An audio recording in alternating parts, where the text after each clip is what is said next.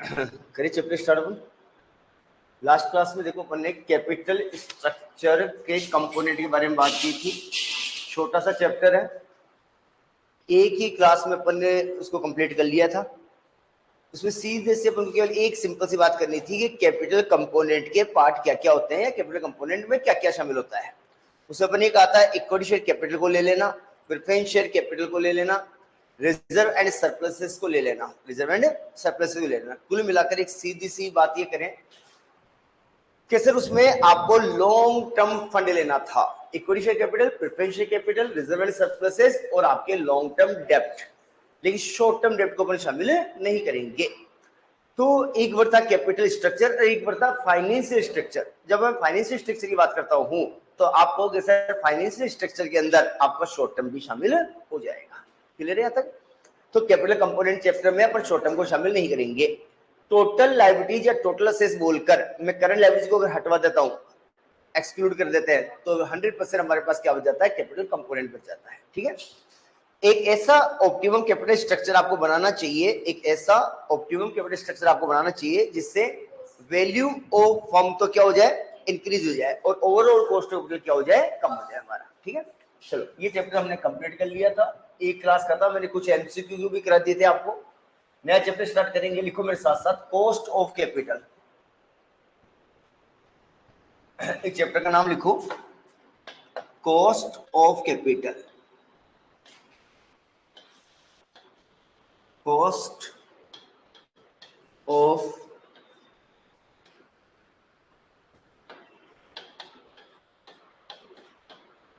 Capital, important chapter, समझने की point of view से भी बहुत बढ़िया। ठीक है ना, आपको नॉलेज के हिसाब से बहुत अच्छा, और एग्जाम में हमारे पास बहुत से क्वेश्चन आते हैं।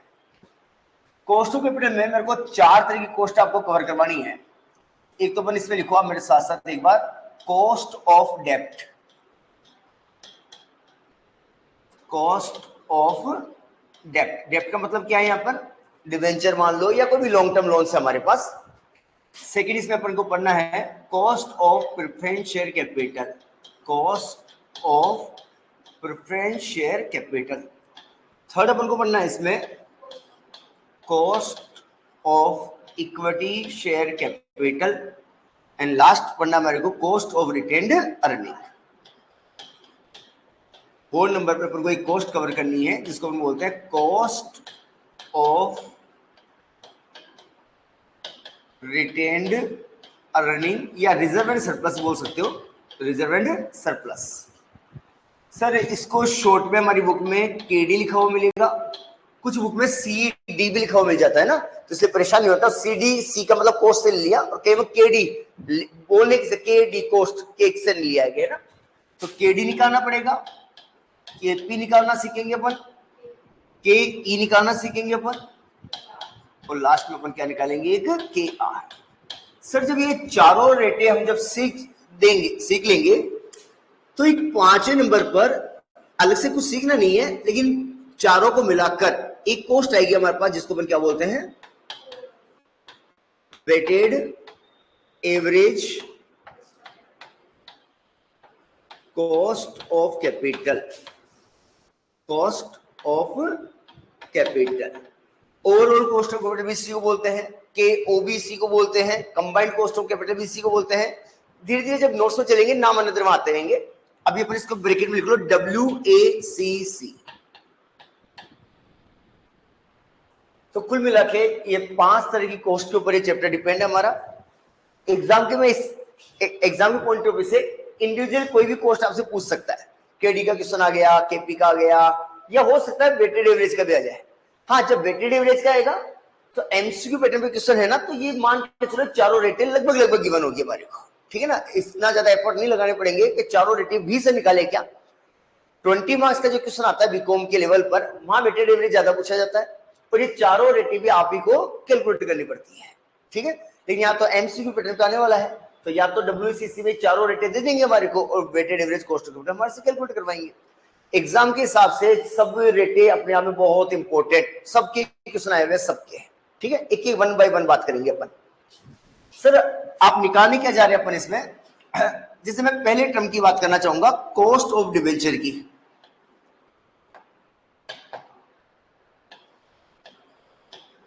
कॉस्ट ऑफ डेप्ट, जिसको अपन शॉर्ट में क्या बोला, केडी।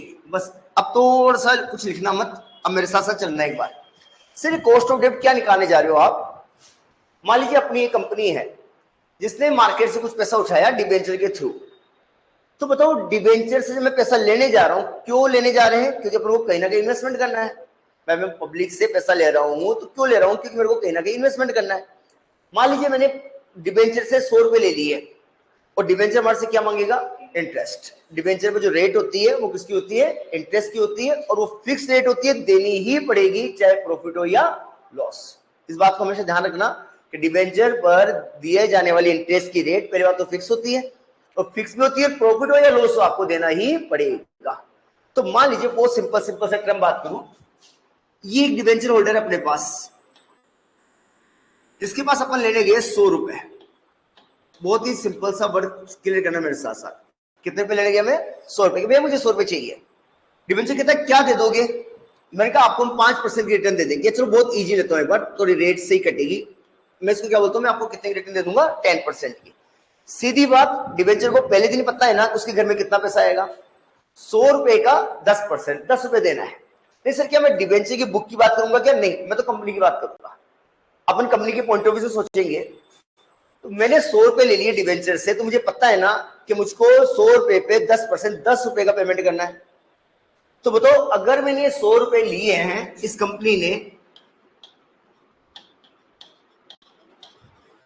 100 रुपए रिसीव कर लिए और प्रॉमिस करके आ गई 10% का कि 10% देंगे।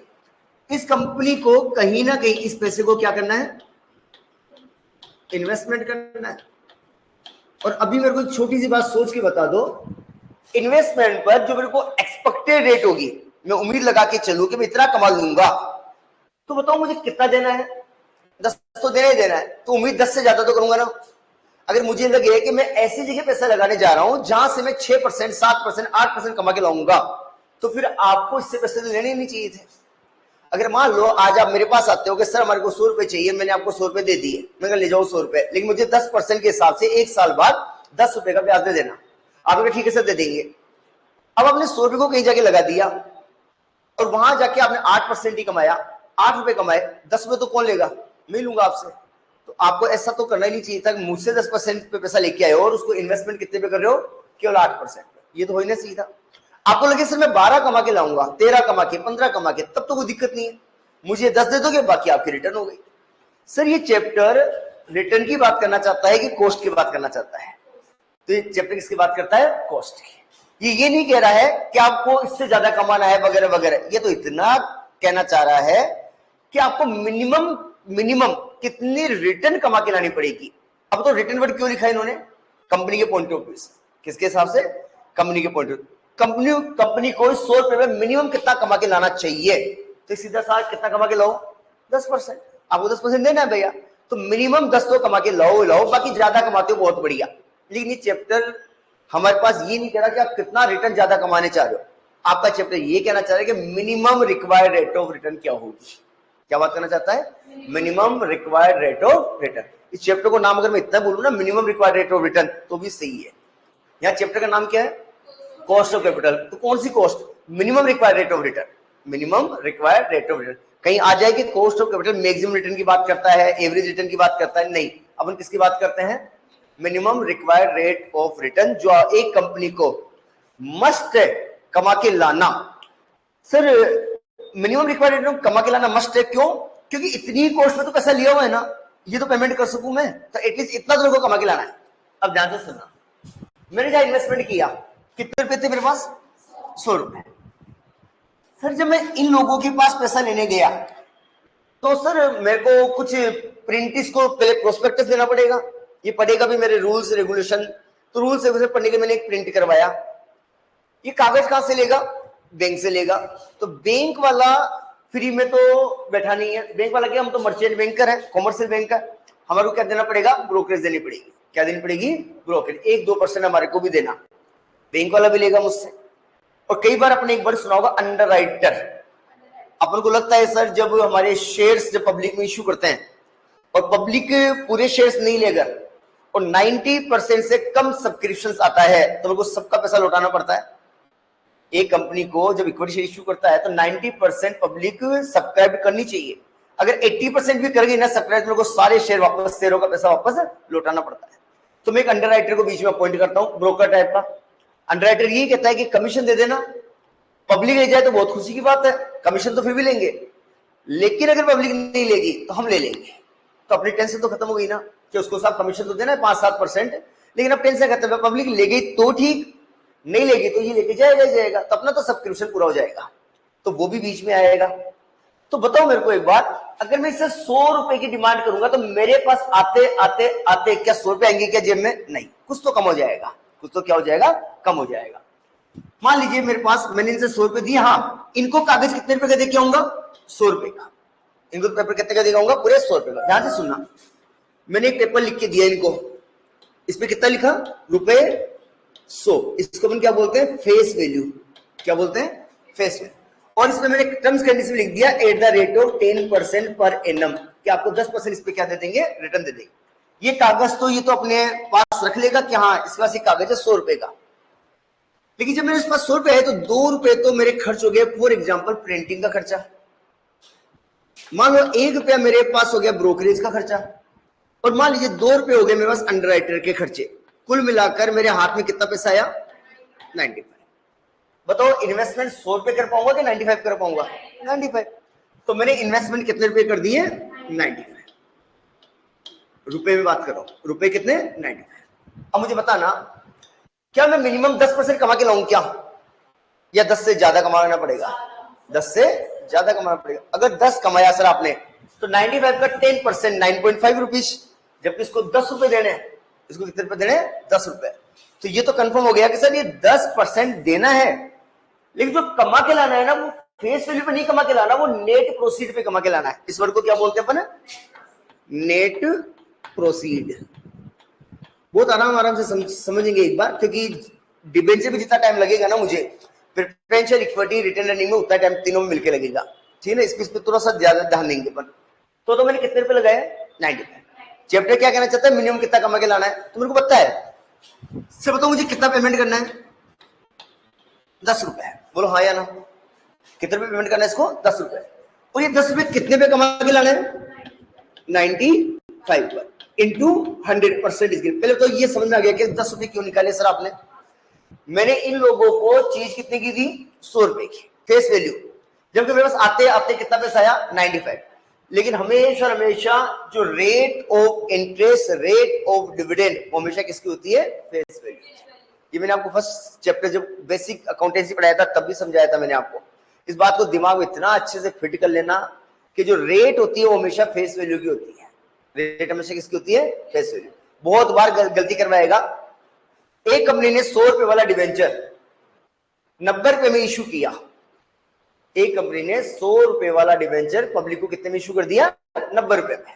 10% की रेट पर ब्याज कितना? 9 रुपए के 10 रुपए। हमेशा किसमें होगा? Face value. ये गलती करवाएगा एग्जाम पक्का है। मैं आपके पास आया, मैंने कहा थोड़े पैसे दो, आपने कहा सर ले जाओ। मैंने कहा ये कागज लो 100 रुपए का, लेकिन मुझे दे दो 90। मैंने किस पे इशू किया इसको? डिस्काउंट पर। किस पे इशू किया? डिस्काउंट। अब मैं आपसे रियल में ले रहे कहता हूँ 90 ले रहा हूं, लेकिन 10% 90 पे लगाऊंगा कि 100 पे लगाऊंगा? 100 पे लगाऊंगा। फेस वैल्यू पर जाता है आपका इंटरेस्ट और आपका डिविडेंड। ये ध्यान रखना है, कभी भी ये मत कहना कि सर कितने पब्लिक से लिए थे उस पर। नहीं, जितने की उसकी फेस वैल्यू है, जितने की उसकी फेस वैल्यू। अभी बताओ इस लेटर की फेस वैल्यू कितनी थी? 100 रुपए। 100 का 10% कितने रुपए देने मुझे? 10 रुपए। जबकि सर आपके पास मार्केट में लगाने के लिए केवल कितना पैसा बचा है? 95। क्यों? क्योंकि 5 रुपए मेरे पास खर्च भी हो गए। सर मेरे को कम से कम कितना रेट कमा के लाना है वो चेक कर लेता हूं मैं। एक बार करना, 10 डिवाइडेड 95 इंटू 100। 10 से थोड़ा ज्यादा आ जाएगा, 10 से थोड़ा बहुत ज्यादा। 10 डिवाइडेड 95 इंटू 100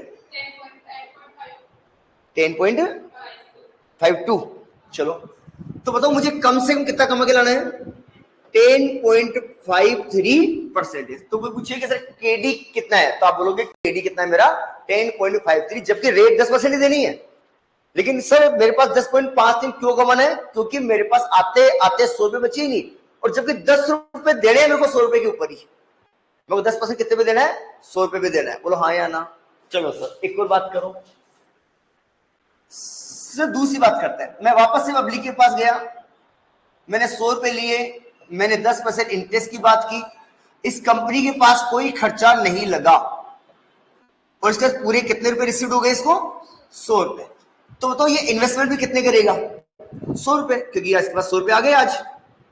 वैसे पॉसिबिलिटी कम है कि खर्चा नहीं होगा, भैया खर्चा तो होगा तो सही कुछ ना कुछ तो, लेकिन हमने माना कोई खर्चा नहीं हुआ सर, मेरे पास पूरे 100 के 100 आ गए। फिर से बात करूं, मेरे को कितने रुपए का इंटरेस्ट देना है? 10 रुपए का। ये क्या 10 रुपए कितने पे कमा के लाने मेरे को? 100 रुपए पे। तो रेट कितनी कमा के लानी पड़ेगी? आराम से 10 कमा के लाओ सर। अगर 100 रुपए पे 10% कमा लिया तो 10 रुपए कमा लिए, 10 रुपए आपको देने। बोलो हाँ या ना? एक और सिचुएशन सुनना। मैं पब्लिक के पास गया, मैंने कहा मैं आपको 100 रुपए वाला डिबेंचर इश्यू करने जा रहा हूं 10% डिस्काउंट, 10% डिस्काउंट, और मेरे यहां कुछ इश्यू एक्सपेंसेस भी होंगे से ₹5। सर कितने परसेंट वाला? वही 10% वाला। कितने परसेंट वाला? 10। अब मेरे को बताओ आराम से सोच के, इस पर्सन से मैंने कितने रुपए लिए? फेस वैल्यू तो कितनी थी? 100, लेकिन इसको चीज मैंने दी कितने पे? 10% डिस्काउंट पर। मतलब मैंने इसको इश्यू किया ना, वो कितने में किया? 90। बोलो हाँ या ना? हाँ, वादा इससे कितने परसेंट का करा हुआ है? बाकी मैंने इससे जेब से कितने रुपए लिए? इससे 90 रुपए। लेकिन मैंने वादा किया कि मैं 10% दूंगा। किस पे? 100 पे कि 90 पे? 100 पे। हमेशा फेस वैल्यू पे, हमेशा किस पे? Face value. ये गलती मत कर लेना कि जितना हाथ में दे उसके, नहीं, ये तो भूल जाएंगे थोड़ी देर के बाद। लेटर जो लिखा हुआ है उसकी फेस वैल्यू कितनी लिखी हुई है? 100। ये याद रहेगा इसको कि मेरी फेस वैल्यू कितनी है? 100 रुपए। ये तो भूल जाएगा थोड़े टाइम बाद कितने दिए थे। चलो सर मेरे को 90 रुपए मिले, बताओ मेरे को आराम से, इसको 90 रुपए में इश्यू कर दिया। क्या इस कंपनी के पास 90 रुपए आए क्या? नहीं सर, अभी तो मेरे पास 5 रुपए खर्च और हो गए, मेरे पास फाइनली कितने रुपए बच गए? 85। इसको क्या बोला अपन ने? Net proceed. तो मार्केट में लगाने के लिए मेरे पास पैसा आया 85, देने तो अभी भी कितने मेरे को? 10 रुपए, लेकिन मेरे पास लगाने के लिए कितना है? तो रेट 10 से भी ज्यादा आएगी। अब तो और भी ज्यादा, 10.53 से भी ज्यादा आएगी, कि जब तो 85 ही बचा मेरे पास। 10 डिवाइडेड 85 इंटू 100, 11.76। सर आपको कम से कम 11.76% कमा के लाना पड़ेगा। ये आपकी क्या हो गई? कॉस्ट ऑफ डेब्ट। एक लास्ट टर्म और समझ लो सर। इस बार मैं वापस से पब्लिक के पास गया, इस पर्सन के पास गया, मेरा एक शेयर जिसकी फेस वैल्यू 100 रुपए है, मैंने इसको इश्यू किया 10% प्रीमियम पर, 10% प्रीमियम पर। तो इश्यू प्राइस कितनी हो गई? ₹110। मैंने इससे भी वादा कितने का किया है? 10%। बताओ फिर से, 100 का 10 कि 110 का 10? 100 का। फेस वैल्यू की बात करेंगे। सर मेरे पास कुछ खर्चा भी होगा? हाँ सर, इश्यू एक्सपेंसेस भी हुए आपके पास। इश्यू एक्सपेंसेस से ₹5। बताओ मेरे पास नेट प्रोसीड कितनी बची? ध्यान से सुने। आई कितने मेरे पास? 100 रुपए आनी चाहिए थे, लेकिन मैंने प्रीमियम पे इश्यू कर दिया तो 110 रुपए आ गए। 5 में मेरे पास खर्चा भी लग गया, तो मेरे पास कितने रुपए आ गए? तो आज 10 से कम कमा के लाएंगे, 10 के बराबर के 10 से ज्यादा? 10 से कम भी कमा लोगे तो काम हो जाएगा सर आपका। क्यों सर? कितने रुपए देने हैं? 10 रुपए। कितने पे कमा के लाएंगे इस बार? तो ये तो कंफर्म हो गया ना कि रेट 10 से क्या आएगी? कम आएगी। देखो डिनोमिनेटर जो होता है वो 100 से ऊपर जाएगा तो रेट ऊपर से क्या हो जाएगी? कम हो जाएगी। ये ध्यान रखना। और अगर ये 90 होता तो ये रेट 10 से ज्यादा आती। इसको ध्यान रखना है ना। अभी कितना? 9.52। आप सर 9.52% भी कमा लो, अपना काम हो जाएगा। क्यों? क्योंकि मार्केट में कितने लगा रखे हैं मैंने? 105 रुपए। 105 का अगर 9.52 करूंगा तो कितने रुपए आएंगे हाथ में? 10 रुपए। मेरे को 10 रुपए चुकाने। सर आप इतने भी क्यों काम कर रहे हो? आपको तो ज्यादा कमाना चाहिए। कमाएंगे ज्यादा ही, लेकिन ये चैप्टर क्या कहना चाहता है, minimum required rate of return, जो मैं अपनी नेट प्रोसीड पे कम से कम कमा के लाऊं, कम से कम कमा के, तो आपको कम से कम कितना लाना पड़ेगा, 9.5। बोलो हाँ या ना, कमाएंगे ज्यादा। हाँ भाई, ये चैप्टर क्या कहना चाह रहा है कि मिनिमम रिक्वायर्ड रेट रिटर्न कितनी, मिनिमम, मैक्सिमम तो खूब कमाएंगे अपन। मेरा तो मन करेगा कि मैं सर इस पे कम से कम 15% कमा लूं, भाई अपन तो समाज सेवा तो करेंगे नहीं। लेकिन चैप्टर कहता है कि एटलीस्ट ये तो बताओ कि मिनिमम कितना कमा के लाना है आपको, तो हम कहेंगे मिनिमम कितना कमा के लाना है मेरे को, 9.5। इस केस में हमारे को 11.76, ज्यादा क्यों, क्योंकि पैसे कम बचे आपके हाथ में। केस क्या हो सकता है, आपने डिस्काउंट इशू कर दिया होगा या खर्चे ज्यादा कर दिए होंगे इशू के समय। अगर आपके पास सिचुएशन आए ये वाली 10 के 10 ही, क्यों, ना तो इधर आपके पास प्रीमियम था, ना डिस्काउंट था, ना कोई खर्चे थे, इसमें आपके पास 10.53 क्यों, वही सिचुएशन, या तो आपने डिस्काउंट पे इशू किया या आपके खर्चे हुए, या डिस्काउंट पे तो इशू नहीं था लेकिन मेरे पास खर्चे 5 रुपए के हो गए थे। तो कुल मिलाकर ये चैप्टर ये कहना चाहता है कि minimum required rate of return क्या होगी एक कंपनी की, जो उसको बियर करनी ही करनी पड़ेगी, जिससे कि उसे जिनसे भी पैसा लिया है उनकी कॉस्ट का वो क्या कर सके, पेमेंट कर सके। तो इन लोगों को पेमेंट करना है, इसलिए लोगों को कितना कमा के लाना है, कम से कम, कम से कम, मैं वो बात करना चाहता हूं। चैप्टर में पूछेगा कई बार कि कॉस्ट ऑफ कैपिटल का मतलब क्या होता है, मैक्सिमम रेट ऑफ रिटर्न, कहेगा कि ज्यादा ज्यादा कमा के क्या लाओगे, वो बताता है, नहीं बताता। ये चैप्टर क्या बताता है कि मिनिमम कितना कमा के लाना पड़ेगा, ठीक है ना, ये चैप्टर इसकी बात करता है। एक बात करें कि सर देखो थोड़ा फंडामेंटली मेरे साथ चलना, इक्विटी शेयर मैंने इशू किया तो पार को इशू हो सकता है। पार का मतलब क्या होता है, 100 रुपए की चीज 100 रुपए पे, या 10 की चीज 10 रुपए पे, 1000 की चीज 1000 पे, सब मूल्य। प्रीमियम पे मतलब फेस वैल्यू से भी ज्यादा, डिस्काउंट का मतलब उससे कम। हाँ, जैसे कोई कहता है सर इक्विटी डिस्काउंट पे तो इशू नहीं होते, हाँ नहीं होते, इक्विटी डिस्काउंट पर इशू नहीं होते, तो वो यहाँ बात भी नहीं करेगा क्वेश्चन में आपके साथ, कैसा इक्विटी डिस्काउंट पर इशू नहीं हो सकते। लेकिन री इशू जब करते थे वो डिस्काउंट पे हो सकता है, जब वो फोरफिटेड इक्विटी शेयर वापस से पब्लिक को इशू किए जाते थे, री इशू जिसको हम बोलते थे, तब वो डिस्काउंट पे इशू हो सकते थे, ठीक है ना। तो यहां पर अपन वो बात करनी नहीं है अपन को कि सर इक्विटी किस पे इशू हो रहा है, वो हो रहा है वगैरह, नहीं हो रहा है तो क्वेश्चन भी नहीं देगा हमारे को। अगर इक्विटी शेयर डिस्काउंट पे इशू नहीं होता है तो बात भी नहीं करेगा हमारे से। लेकिन डिबेंचर अगर डिस्काउंट पे इशू हो रहा है तो बात करेगा। तो कुल मिला के आपको उसमें परेशानी नहीं उठानी है कि सर इक्विटी किस पे इशू है, वो तो क्वेश्चन बोलेगा प्रीमियम पे इशू है, डिस्काउंट पे इशू है, पार्ट पे इशू है, वो अपन उससे चलेंगे, सब आएंगे। नेट प्रोसीड लिखाऊंगा भी मैं आपको एक बार, हाँ इसके अंदर ही फेस वैल्यू के बाद प्रीमियम ऐड होता है, डिस्काउंट लेस होता है, और ना प्रीमियम है ना डिस्काउंट है तो फेस वैल्यू क्या बन जाती है, इशू प्राइस। एक शेयर एक बार में एक ही तरीके से इशू होगा ना, या तो प्रीमियम पर या डिस्काउंट पर या पार पर। 100 रुपए की चीज मैंने 100 रुपए भी दे दी तो इशू प्राइस और फेस वैल्यू सेम हो गई। प्रीमियम पर इशू किया तो फेस वैल्यू कम, इशू प्राइस ज्यादा। डिस्काउंट पे किया तो फेस वैल्यू तो ज्यादा, इशू प्राइस कम। फिर खर्चे लेस होंगे, खर्चे इशू प्राइस के बाद लेस होंगे, खर्चे इशू प्राइस के बाद। तो मैं भी क्वेश्चन कराऊंगा आपको, तो आपको तो सब चीजें क्लियर हो जाएगी। पहले ये तो समझिए कि minimum cost, minimum required return का मतलब क्या है कि जितने मैंने पब्लिक से पैसे लिए हैं उसको मैं कहीं ना कहीं इन्वेस्टमेंट करूंगा। इन्वेस्टमेंट जब करने जा रहा हूं तो देखूंगा मेरे हाथ में कितने पैसे बचे हैं, मैं उसी को पैसे को लगा सकता हूं, उसको अपन बोलते हैं नेट प्रोसीड। क्या बोलते हैं, नेट प्रोसीड। उसमें मुझे कम से कम वो कमा के लाना है जो मुझको उसको पे करना है, और जो उसको पे करना है वो हमेशा उसकी फेस वैल्यू का पे करना है। तो इस केस में जैसे डिबेंचर के केस में इंटरेस्ट बनता है, तो मेरे को इंटरेस्ट 10 रुपए का पेमेंट करना है। अब मेरे हाथ में कितने पैसे आए, मैंने अलग अलग कंडीशन बता दी। 100 के 100 ही हाथ में है तो 10% कमा लो, 100 से कम हाथ में है तो 10 से ज्यादा कमाना पड़ेगा। 100 से ज्यादा हाथ में आ जाए प्रीमियम के केस में, किस केस में, प्रीमियम केस में, तो आप 10 से कम भी कमा लो सर, कोई दिक्कत नहीं है। बहुत प्रैक्टिकल सी बात है। हाँ सीधी सी बात है। बट न्यूमरेटर डिनोमिनेटर का ध्यान रखना, डिनोमिनेटर का देख लो ना क्या है। अगर ये 100 से ज्यादा आ रहा है तो रेट कम कमा लो ना, और 100 से ज्यादा कब आएगा, जब आपका जो इश्यू प्राइस है, जो आपके वो फेस वैल्यू से क्या होगी, ज्यादा होगी। और ज्यादा कब हो सकती है, केवल प्रीमियम के केस में। भाई खर्चों के केस में तो कम ही होगा, बस प्रीमियम पे है आपके पास तो आप 10 से क्या कर लेना, 10 आपको प्रीमियम पे कर दिया, आप 10 से कम भी कमा लोगे तो बढ़िया बात है, ठीक है। हाँ बस ये देखो कि ये पब्लिक प्रीमियम पे लेगी क्या। अगर आपकी गुडविल अच्छी है तो प्रीमियम पे शेयर बिकते हैं, अगर आपकी गुडविल ही बेकार है अगर मार्केट में, तो आपका शेयर फेस वैल्यू बिक जाए तो बहुत बड़ी बात है। अब न्यूली एस्टेब्लिश कंपनी हो तो पक्का डिस्काउंट आना पड़ेगा, लेकिन एक बहुत अच्छी एस्टेब्लिश कंपनी हो तो आप क्या करोगे, प्रीमियम पे लोगे। अभी मुकेश अंबानी की बात करें, वो अपना शेयर प्रीमियम पे लाएगा तो भी हम इंतजार कर रहे हैं ना, क्या शेयर मिल जाए तो बहुत बढ़िया बात है। विजय माल्या वापस आके कहते लो मैं शेयर इश्यू कर रहा हूँ, अपन ले ही नहीं उसके शेयर कि ये पता नहीं कहीं डुबो दे अपन को, तो वो तो डिपेंड करेगा कंपनी की सिचुएशन क्या है, ठीक है ना। अभी अपन एक कंपनी बना ले आज, अपना शेयर कौन खरीदेगा, कोई नहीं खरीदेगा। अपन क्या करेंगे कि बस आपको डिस्काउंट भी ले लो, 100 का 90 में दे रहे हैं, जबकि वापस 100 रुपए देंगे आपको।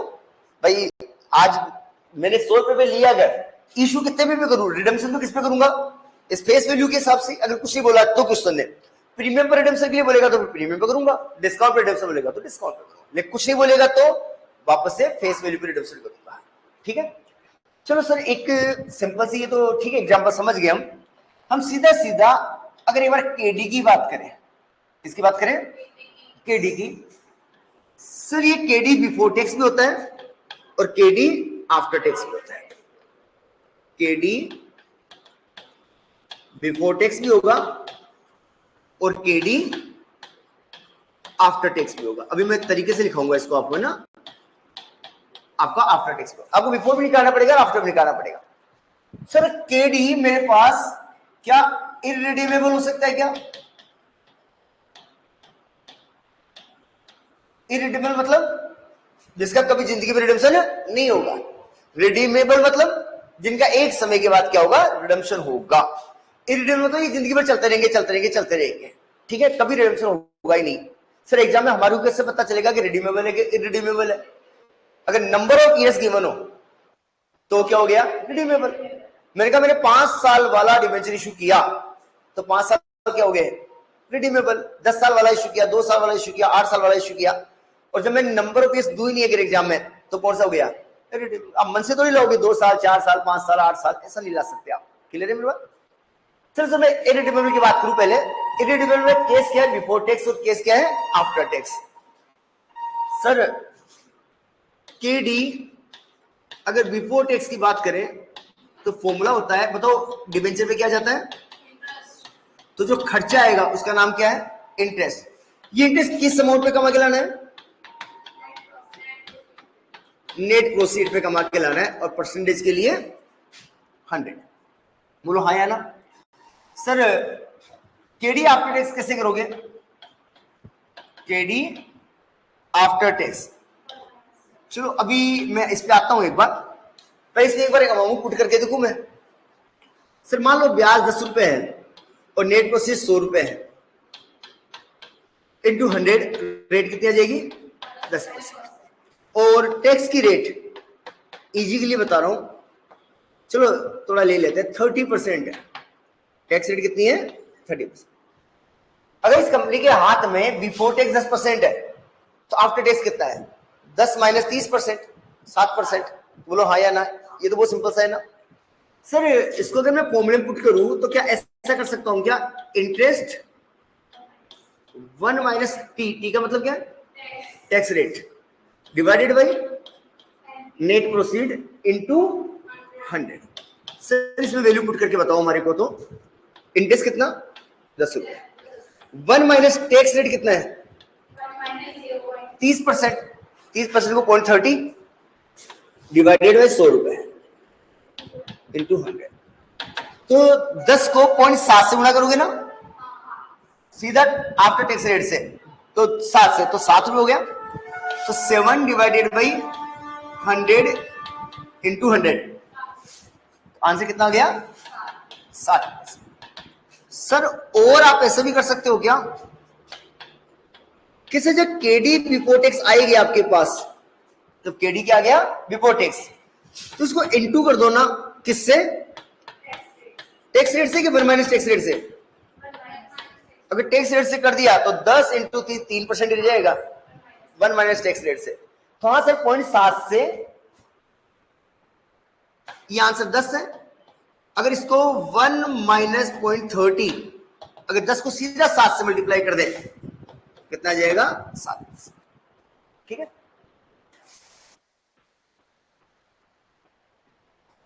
एक बार ये लिखो, KD irredeemable,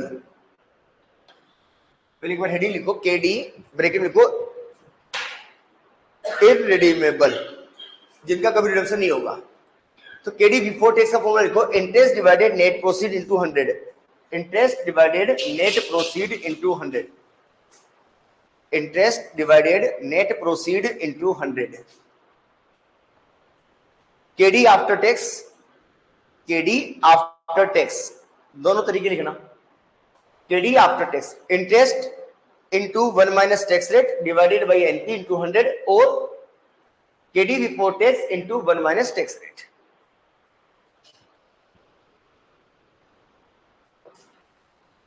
sir net proceed क्या होती है?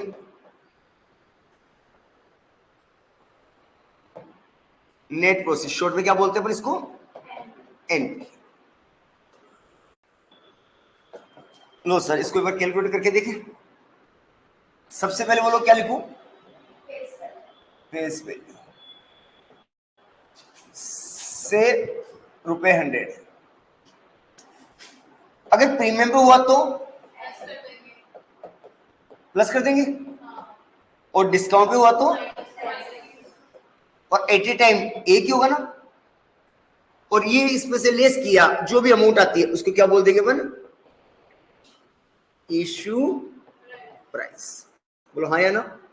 सर इसके बाद लेस होंगे इशू एक्सपेंसेज, इशू जिसका अनदर नेम होता है फ्लोटेशन कॉस्ट, हिंदी बोलते हैं निर्गमन लागत। सर इसमें बेसिकली जो हाईएस्ट या अपन पाते हैं जो ज्यादातर आता है, एक तो आता है इसमें printing expenses.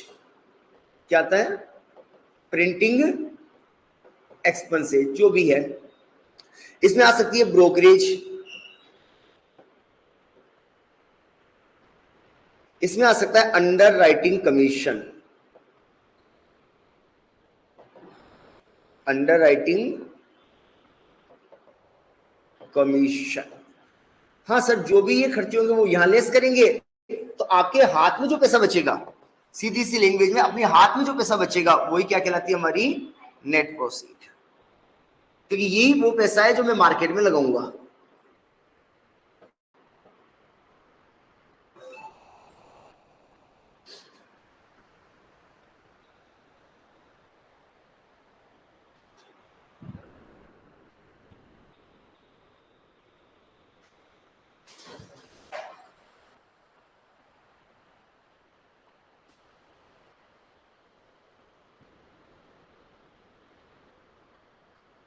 Rate of interest and rate of dividend always apply on face value. इसको नोट डाउन कर ही लेना कहीं ना कहीं, नहीं तो गलती करवाएगा।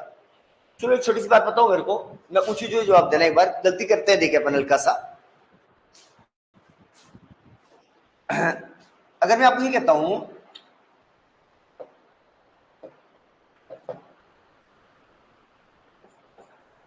एक कंपनी के शेयर की फेस वैल्यू ₹100 है, मैंने कहा issued at 10% premium, 10% premium, issue expenses 2% brokerage,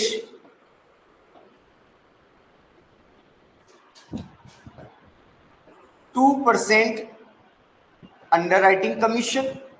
समझोगे? यूसी क्या पूरा लिखूं? Under writing commission and ₹1 for printing.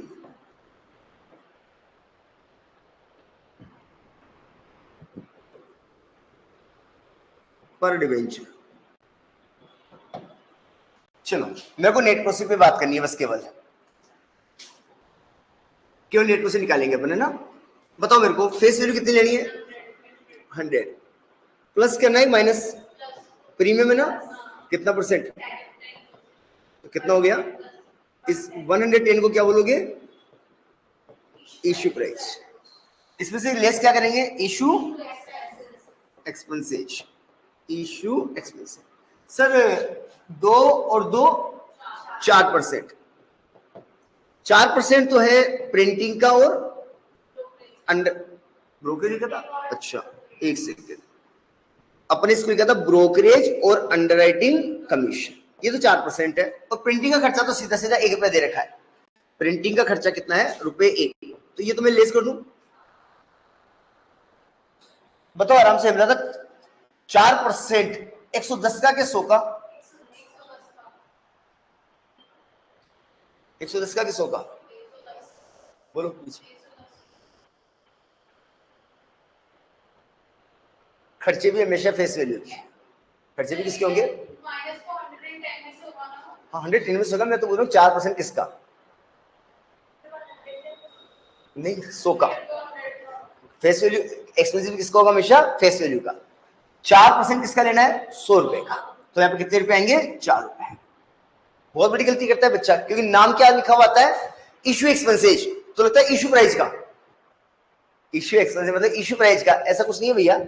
Printing का खर्चा सोचो ना एक बार, कि एक कागज, मैंने बात की ब्रो अंडरराइटर से बात कर लेते, चलो आप सोचो आप मेरे अंडरराइटर हो, आपने कहा कि सर क्या रिस्क है, मैंने कहा यार पता नहीं पब्लिक ले या ना ले, मेरे को एक टेंशन है थोड़ी सी।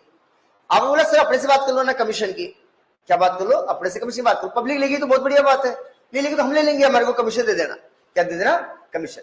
बताओ कमीशन किस पर, फेस वैल्यू पे कि इशू प्राइस पर। अब मैं इशू कितने भी करूं, उससे आपको क्या लेना देना भाई, आपका कमीशन बताओ मेरी फेस वैल्यू का, मेरी फेस वैल्यू 100 रुपए। अब मान लो मैं उसको 90 में इशू करूं, चाहे 110 में करूं, चाहे कितने में करूं, आप तो मेरे से 100 रुपए का 5% ले जाना, बात करता। तो हमेशा हमेशा एक्सपेंसेस भी किसका होता है, फेस वैल्यू का। ये बहुत बड़ी गलती करता है, इसलिए मैंने पूछा है, क्योंकि मैं जब भी बच्चों से पूछता हूं लगभग का आंसर 110 ही आता है। जैसे इशू प्राइस का होता होगा, अरे इशू प्राइस का नहीं होता भाई, फेस वैल्यू का होता है, ठीक है ना, तो लिख लेना, issue expenses rate is always apply on face value, ठीक है ना। इशू भी अगर कोई एक्सपेंसिव रेट में गिवन है, तो रेट हमेशा किसका अप्लाई करना है, हमारे को फेस वैल्यू। ये गलतियां मत करना भैया ना, छोटी छोटी गलतियां होती है हमारे से। चलो सर एक और एग्जांपल तैयार करें, चल जाता कहाँ है फाइल में, उसके बाद समझ में नहीं आती, इसमें क्लिक किया अपने डबल, ये फाइल जाती कहाँ है, अभी वो कहाँ गई, इसमें आता है क्या ये, चलो देखेंगे, देखिए इसको मैं तो पेज नया कर देता हूँ एक बार ना, देखना एक बार 4 नंबर पे आता है नेट से, तो बताना मुझे एक बार, देखें। चलो एक और क्वेश्चन करना मेरे साथ साथ। मैंने कहा ए कंपनी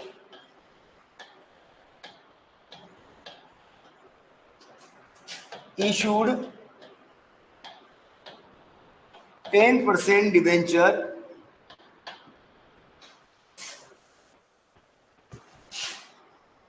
of ₹100 each, एक company issue 10% debenture 100 each,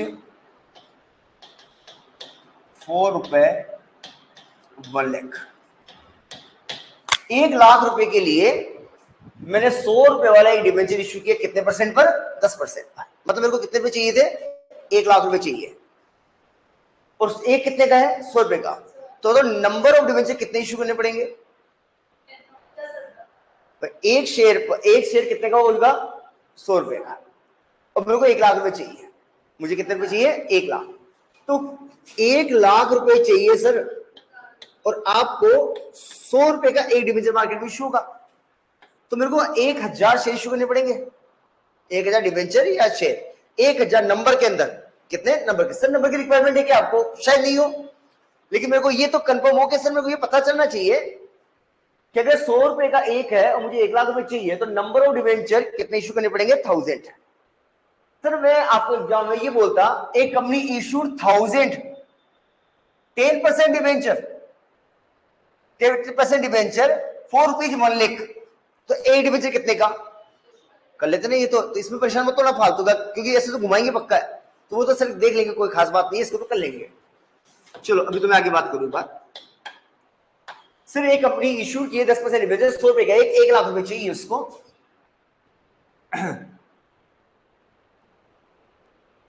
issue expenses, underwriting commission 10%,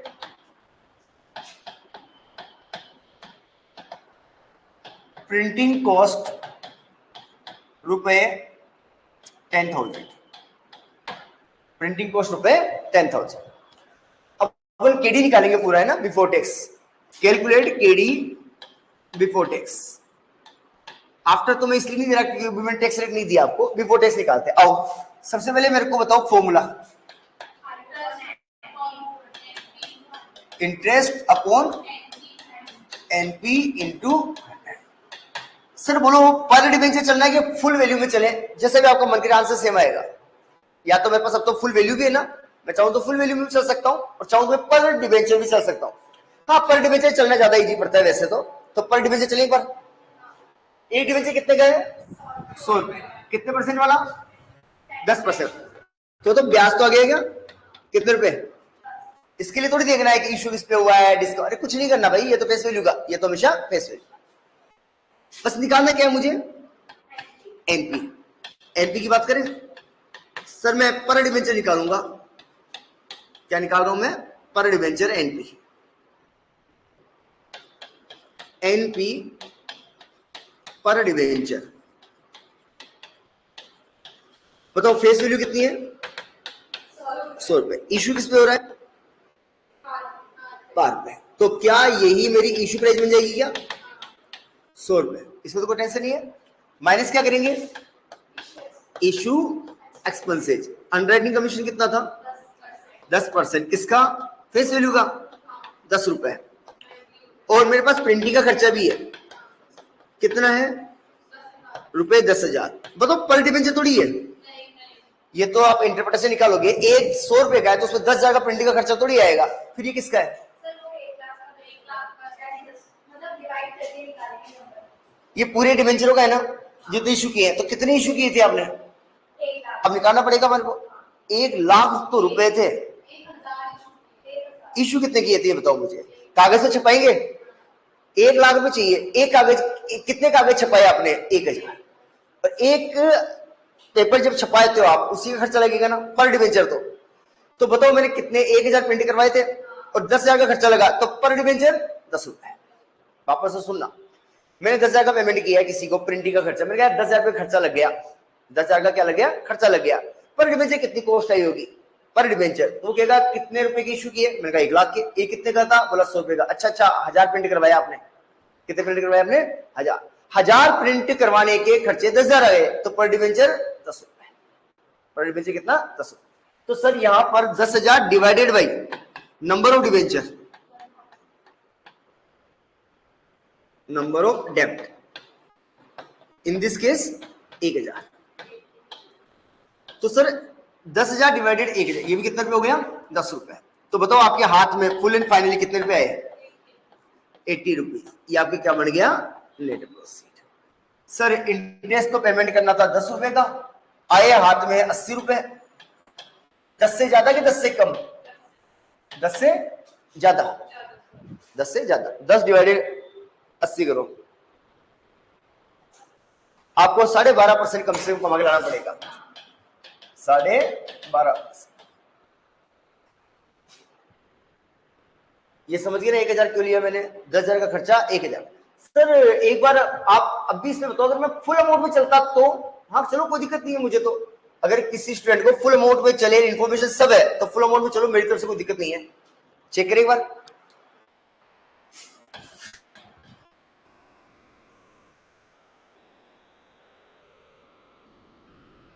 बताओ मुझे एक बार, इंटरेस्ट कितना जाता है अगर फुल अमाउंट चलता तो? कितने पे लिए मैंने? 1,00,000। 1,00,000 का 10% कितने रुपए? 10। मुझे 10,000 ब्याज के देने पड़ेंगे सर। सर मेरे पास आए कितने पैसे? देखे देखे कितने रुपए के लिए इशू किए थे? 1,00,000 के लिए। फेस वैल्यू ना प्रीमियम है ना डिस्काउंट है, तो यही क्या बन गया? Issue price. माइनस करें अंडरराइटिंग कमीशन, कितना था? 1,00,000 का 10%, 10,000 रुपए। और प्रिंटिंग का खर्चा अब तो पूरा इक्वल सर। अब पर डिबेंचर थोड़ी निकाल रहा हूं, अब तो फुल वैल्यू में निकाल रहा हूं। तो मेरे हाथ में आते आते कितने रुपए आए? 80,000। कितने रुपए आए? 80,000। ये क्या बन गई मेरी? Net profit. हाँ सर ये रख दो, आपको कोई दिक्कत नहीं है। 80,000 इंटू, वो तो काट के देख लो, 10 डिवाइड 80 वहां बच जाएगा। ठीक है 0 0 तो आएगा क्या आंसर? 12.5। तो चाहो तो फुल वैल्यू में चल चलना, इंफॉर्मेशन है तो, या पर डे में चल चलना, जैसा आपका मन करे, आंसर सेम आएगा। आंसर सेम आना है। चलो सर एक और क्वेश्चन करो। अब मैं थोड़ा परेशान करूंगा हल्का सा, लिखो।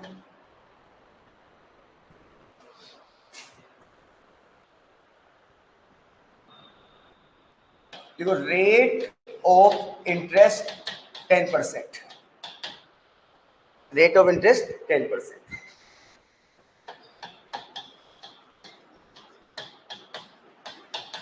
Issue price ₹100,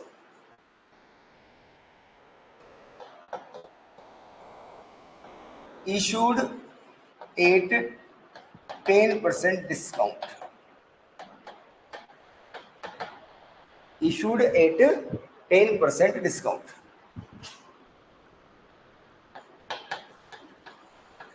issue expenses ₹5, issue expenses ₹5।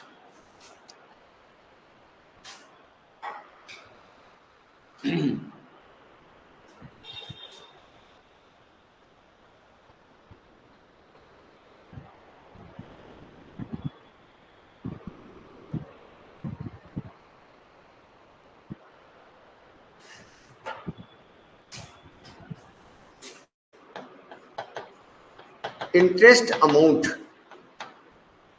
या एक सेकेंड इसको छोड़ते हैं, इतना ही रहने देते हैं इसको शुरू एक बार, है ना। आप तो मुझे नेट प्रोसीड बता दो कितनी, कैलकुलेशन ऑफ नेट प्रोसीड।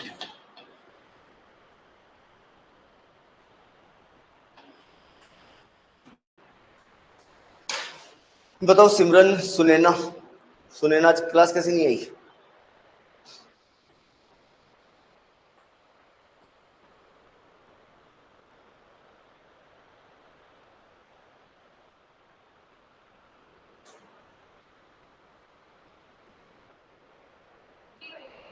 हम्म, 85 देख लेते हैं।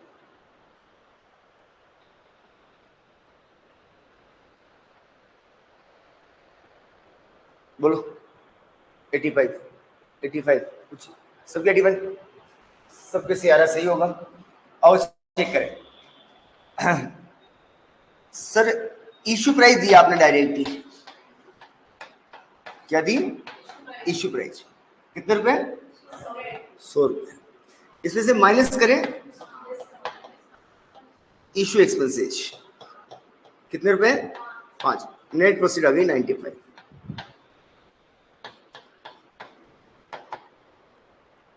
फेस वैल्यू कहाँ दी थी मैंने आपको? डिस्काउंट कैसे लेस कर दिया आपने? वो तो इश्यू प्राइस लिखी थी मैंने डायरेक्टली।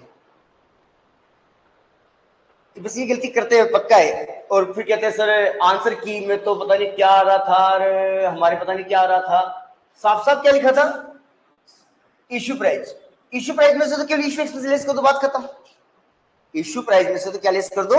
Issue expenses. हाँ सर इसकी फेस वैल्यू कितनी थी? अगर मेरे को बाई चांस निकालनी पड़े फेस वैल्यू, उसमें भी आता हूं। पहले तो ये तो समझ लगे ना गलती क्या कर दी आपने। आपने 100 पे सीधे सीधे रख दिए कि भगवान वही तो देता है सबसे ऊपर वाला, ये रखा 100, ये रखा धड़ेले से तले के आगे। ये एंटी है भाई, घुमाएगा आपको बहुत ज्यादा। इश्यू प्राइस दी थी सर, तो केवल इश्यू एक्सपेंस की बात करो, 5 रुपए, नेट प्रोसीड 95, आंसर 95। अगर सोचो नेट प्रोसीड ही पूछी जाती, एक सेकेंड का क्वेश्चन, 95 आपके पास आना चाहिए था, आपका 85 अगर ऑप्शन में 85 100% मिलेगा, 100%। उसको पता है बच्चा कहां गलती करेगा। 4 ऑप्शन वो ऐसे रखता है जिसको पता है ये कैलकुलेशन तो ये कैलकुलेशन तो ये कैलकुलेशन तो ये 4 ऑप्शन ऐसे रखेगा। ठीक है, चलो फेस वैल्यू फिर भी मैं पूछना चाहूंगा इसी क्वेश्चन में आपको, क्योंकि देखो इंटरेस्ट अगर लगानी है, चलो मैं चलता हूं पूरे फॉर्मूले पे। केडी का फॉर्मूला बोलो, interest upon net proceed into. चलो नेट प्रोसीड तो मैंने आपको सही करा दी, कितनी आएगी? इंटरेस्ट कितना? अब आपको पैसे निकालनी पड़ेगी, क्योंकि बिना पैसे लिखे तो इंटरेस्ट आएगा नहीं आपके पास। और मैंने यहाँ पे रेट दे दी, या रुपए दे देता, जैसे मेरा मन था मैंने लिखा भी था, लेकिन मैंने काट दिया उसको, है ना। 11.11 रुपए बोलता हूँ, 11.10 रुपए बोलता हूँ मैं, इंटरेस्ट 11.10। तो आप कहोगे सर अब तो गोली मारो ना, यहाँ कितना लिख दूंगा 11.10, बात खत्म, फिर मेरे को कोई मतलब नहीं है। लेकिन मैंने तो नहीं दिया अभी, मेरे को क्या निकालनी है, फेस वैल्यू। बताओ ये इश्यू प्राइस फेस वैल्यू से क्या लेस हुआ होगा, ये तो कंफर्म है ना। और डिस्काउंट कितना दिया था मुझे, 10%, मतलब यहाँ 10% लेस हुआ है सर, और तब जाके अमाउंट आई है। मेरे को यहाँ आना है, आ सकते हो, ये तो मैंने बताया कई बार। सर ये डिस्काउंट इसका होता है ना, तो ये तो कितने के बराबर, 100 के बराबर, जिसकी परसेंटेज वो 100 के बराबर, जिसका परसेंटेज वो किसके बराबर, 100 के बराबर। इस बात को दिमाग फिट करो। सर ये किसका है, इसका है। तो अगर सर ये 100% के बराबर है, इसका 10% ये है, तो ये कितने परसेंट के बराबर है, 90% के बराबर। बोलो हाँ या ना। सर ये जो 100 रुपए है ना, ये 90 के बराबर है, और मेरे को 100 पे पहुंचना है, तो क्या नहीं पहुंचा जा सकता है, क्या पहुंचा जा सकता है, कैसे सर, 100 रुपए is equivalent to 90%, then 100% equivalent to, काटे इसको सर, 100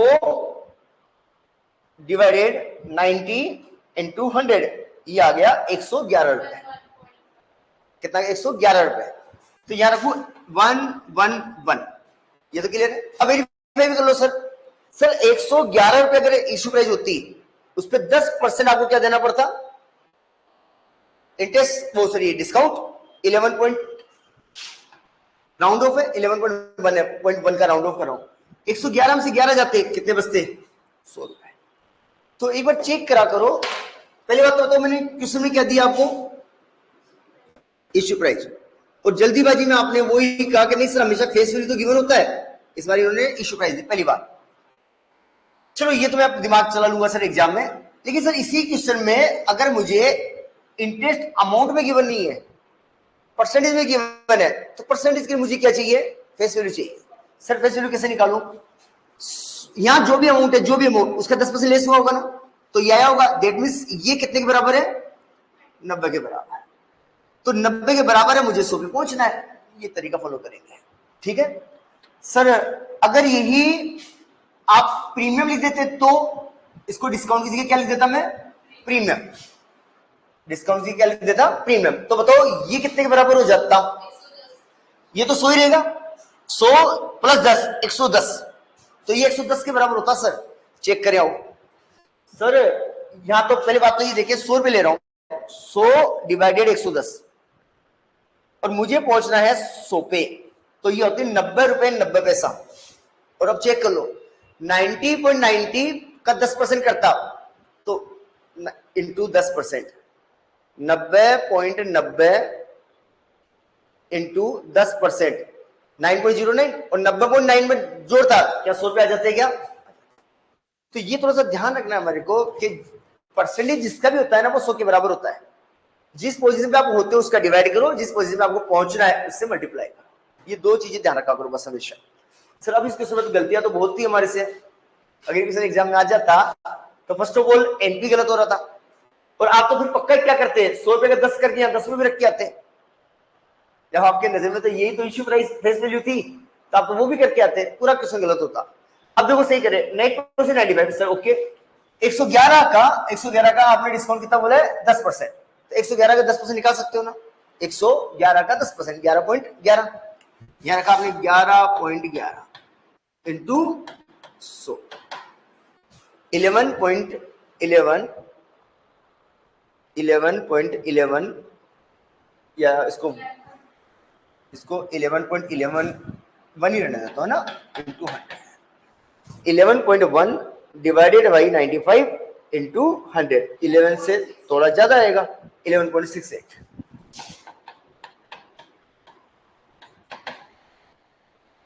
समझ तो गए ना हम गलती क्या करना चाह रहे थे, मैं क्या सिखाना चाह रहा था कि इश्यू प्राइस अगर डायरेक्ट गिवन हो ना सर, तो वैसे तो मजे हो गए, इश्यू प्राइस में से इश्यू एक्सपेंस लेस करो, नेट प्रॉफिट पे आगे डायरेक्ट प्रीमियम डिस्काउंट को गोली मारो। लेकिन हाँ अगर रेट ऑफ इंटरेस्ट गिवन है तो फिर आपको वैल्यू चाहिए, ठीक है। चलो फेस वैल्यू फिर भी चाहिए मुझे, फेस वैल्यू निकालनी पड़ती मुझे, फेस वैल्यू मेरा काम, हाँ तो इश्यू प्राइस का निकालना पड़ता, फेस वैल्यू का निकालना पड़ता, तो मुझे फेस वैल्यू चाहिए, फिर वो इन्फॉर्मेशन देगा हमारे को। ठीक है, चलो एक और एग्जांपल करते हैं।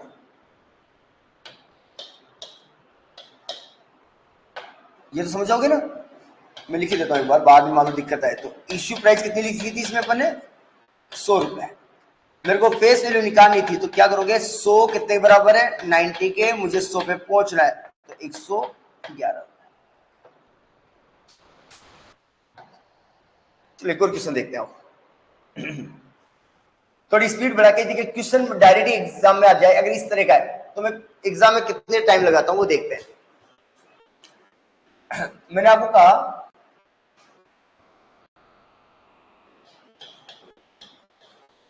इश्यू प्राइस ₹90,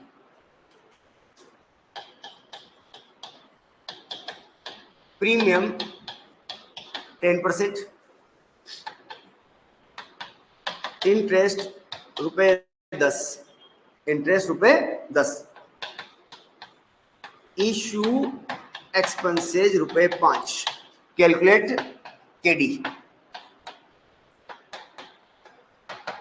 बस मुझे देखना चाहता हूं आप इसमें कितना टाइम लगाते। आप मेरे को पूरा भी बताओ, न्यूमरेटर और डिनोमिनेटर की अमाउंट बता दो बस फॉर्मूले में। आप पूरा सॉल्यूशन मत बताओ, मुझे ये बता दो इंटरेस्ट अपॉन एनपी क्या क्या रखो।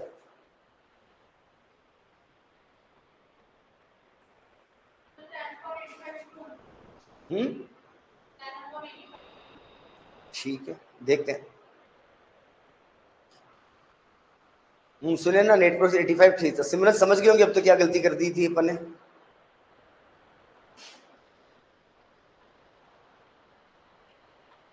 बोलो गीता।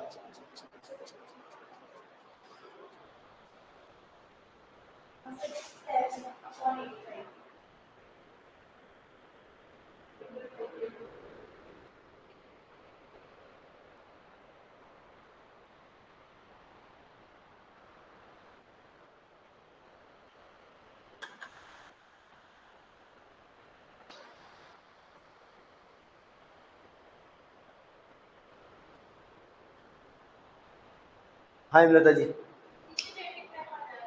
ठीक है ठीक है।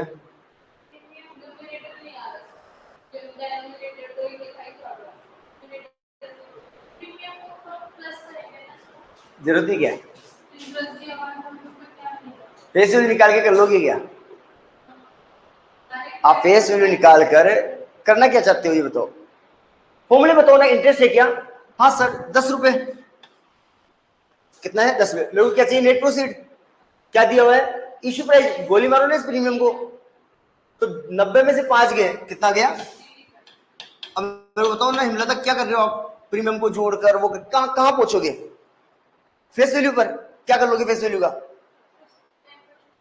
क्यों, तो 10% क्यों निकाल रहे हो, तो 10% दिया ना मैंने, तो 10 रुपए दिया ना मैंने तो 10 रुपए दे दिए ना आपको। और अब तो गलती और कर दोगे, अगर वो निकाल भी लाए तो उसका 10% कर दिया, तो 10% बोला किसने था, यहाँ तो रुपए थे 10। मैंने यहाँ पे रेट ऑफ इंटरेस्ट थोड़ी दी थी, मैं तो अमाउंट ऑफ इंटरेस्ट दिया है। हाँ, अगर इसी क्वेश्चन में मैं इस रुपए को काट कर कितना कर दूं, अब हमेशा फेस वैल्यू चाहिए मुझे। अब क्या चाहिए मुझे, फेस वैल्यू। हाँ निकाल ले, तो उसमें क्या तकलीफ आती। अगर मेरा इश्यू प्राइस कितने हैं 90, मुझे फेस वैल्यू में पूछना है, बताओ ये 110 के बराबर हो गया ना प्रीमियम पर, तो मुझे पहुंचना किस पर है, 100 पर। तो मैं पहुंच सकता था क्या, 90 इज इक्वल टू 110 और इंटू 100। वैसे इसकी जरूरत तो नहीं थी, मेरा काम तो वहीं बन गया 2 मिनट के अंदर, एक आधे मिनट के अंदर ही। 90 डिवाइडेड 110 इंटू 100 में आता 81.82 पे, 81.82। और वेरीफाई कराना अपनी अमाउंट को एक बार। 81.82 का 81.82 का 10% कितना होता है सर, ये होता है 8.12,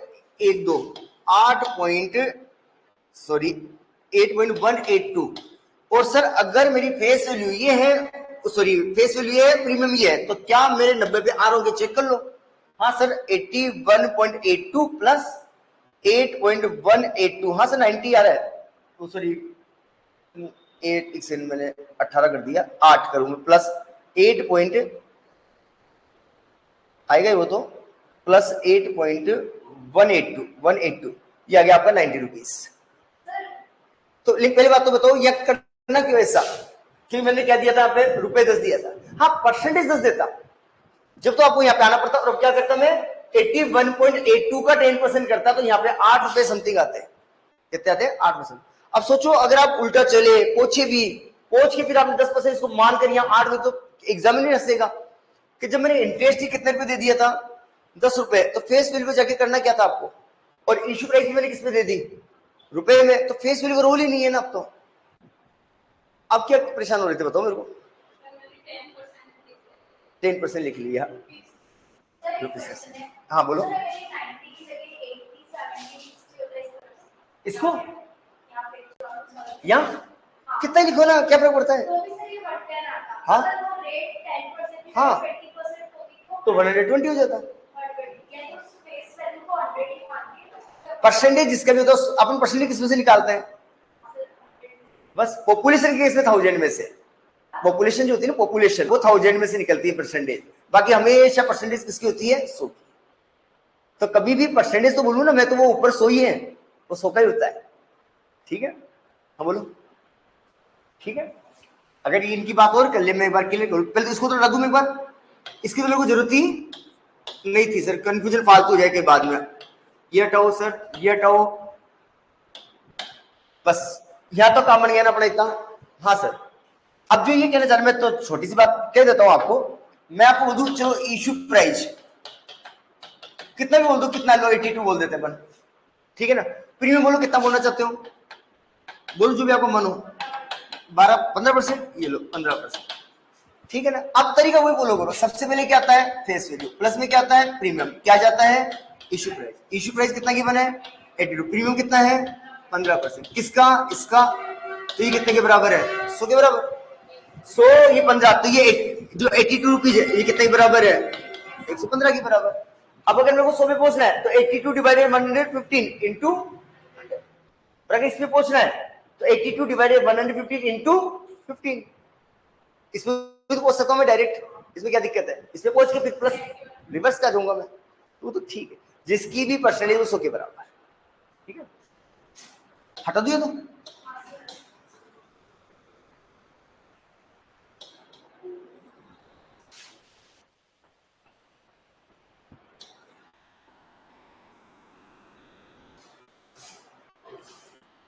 ये तो कर सकते हैं, खास बात नहीं है हमारे पास, है ना।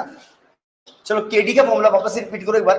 केडी बिफोर टैक्स में निकलता है और केडी आफ्टर टैक्स में निकलता है। रिडीमेबल होता है और इररिडीमेबल। अपन ने किसकी बात की अभी तक? इररिडीमेबल की बात की है, जिसका कभी रिडम्पशन होगा ही नहीं। फॉर्मूला क्या बनेगा? Interest divided by net proceed into 100। Interest हमेशा फेस वैल्यू का, अगर रुपए में गिवन नहीं है तो, रुपए में गिवन है तो बात खत्म, रुपए में गिवन नहीं है तो फेस वैल्यू ढूंढनी पड़ेगी। नेट प्रोसीड के लिए सबसे पहले आती है हमारे कोई भी शेयर या डिबेंचर की फेस वैल्यू। वो अगर प्रीमियम पर इश्यू हो रहा है तो प्रीमियम ऐड हो जाएगा, और डिस्काउंट पर इश्यू हो रहा है तो वो लेस हो जाएगा। हम आ जाएंगे इश्यू प्राइस के ऊपर। फिर अगर कोई भी इश्यू एक्सपेंसेज है रुपए में है तो बात खत्म, परसेंटेज में है तो वापस से परसेंटेज किस पे अप्लाई होगी? फेस वैल्यू पर। और हम किस पे आ जाएंगे? नेट प्रोसीड पर। Interest upon net proceed into 100 करेंगे तो केडी आ जाएगा बिफोर टैक्स। आफ्टर निकालने के लिए उसमें से टैक्स रेट को क्या करना पड़ेगा? हटाना पड़ेगा। तो आपके पास तो जैसे मालूम को आंसर 10% आ गया और टैक्स रेट 40% है, तो 10 माइनस 40%, 6 रुपए, 6% क्या जाएगी आपकी? After tax rate.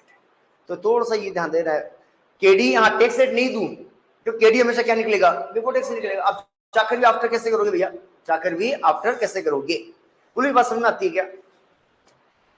चलो मेरे को एक सिंपल सा एक छोटा सा पॉइंट और बता दो यार। चले क्या टाइम हो गया? 11:15 हो गई। चलो कल करें फिर इससे आगे, ठीक है। कल बात करेंगे पहले रिडीमेबल की, और एक बार रिडीमेबल की क्वेश्चन करते ही मेरे को केपी के आर में टाइम नहीं लगेगा, ठीक है ना। केवल केडी में टाइम लगाएंगे अपन, केपी के आर में टाइम नहीं लगता। बिल्कुल दीजिए, मैं तो वेट करता हूँ। लेकिन क्या होता है बीच में तो ये कैमरा और ये ऑफ होने से क्लासें ऑफ हो गई 3-4 दिन आपकी, इसलिए वो बीच में रह ही गया। अब आप मेरे को कंफर्म सा कर दो तो मैं मैडम को आज ही भेजूं।